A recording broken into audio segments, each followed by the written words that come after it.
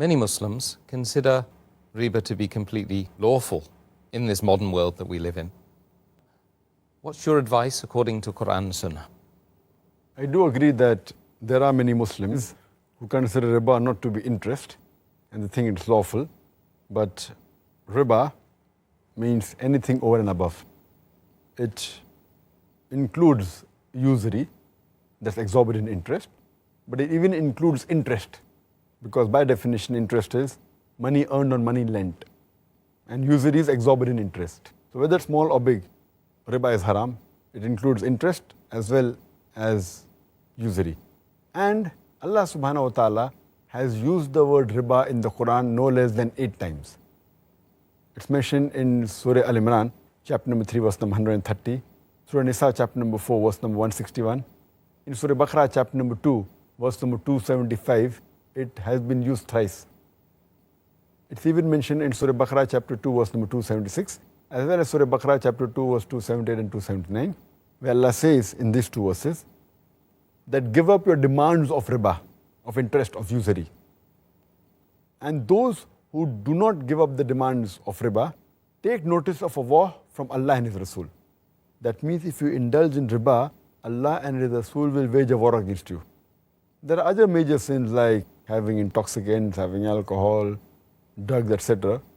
But this, besides being a major sin, the ruling is that Allah and His Rasul will wage a war against you. It is the only verse in the Quran for the only major sin where Allah and Rasul wage a war against you, it is riba. So it is one of the biggest major sins. That is the reason it has been rated in the category number 12 in Al-Qabair by Imam Al-Dhahabi, mentioned number 12. And as far as the punishment is concerned, it's mentioned in Sahih Muslim, volume number 3, hadith number 3881, the beloved Prophet Muhammad sallallahu alaihi wasallam, he cursed those people who accept riba and who give riba. Those who take interest and give interest. Those who record it, as well as the 2 witnesses, all of them are the same. The Prophet says that all these people are cursed. The person who gives riba, the person who takes riba, the person who records riba, the person who is the witness. All of them are cursed and all of the same level. It's further mentioned in Mustadrak al-Hakim, hadith number 2259, the beloved Prophet ﷺ said that there are 73 different types of riba, different degrees of riba. And the lowest one is equivalent to a man doing zina with his mother.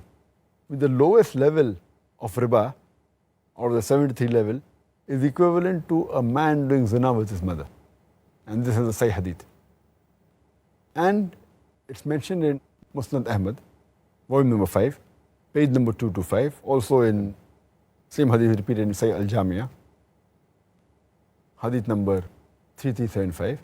The beloved Prophet ﷺ said that anyone who takes riba equivalent to 1 dirham, it's worse than a man committing zina 36 times. If you take 1 dirham of riba, it's worse than a man committing zina 36 times. So this is the punishment and the enormity of sin in Islam. And we see today that most of the Western countries, they are drowned in riba. Everything is an interest.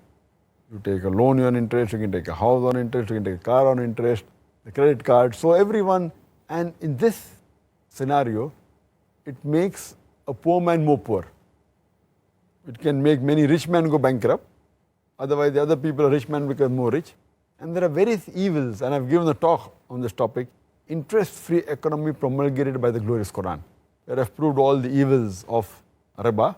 And we see that today, a man will make more profit if he has the concept of Islamic business, profit and loss sharing, rather than based on interest. That's the reason most of the top companies, they're zero debt companies. They don't take loan from the bank. They prefer opening issues and having shares and sharing the profit with the public. That's the Islamic concept. And all the top companies, they are debt-free companies. You'll find that they don't take any loan. So they are working actually on the Islamic concepts.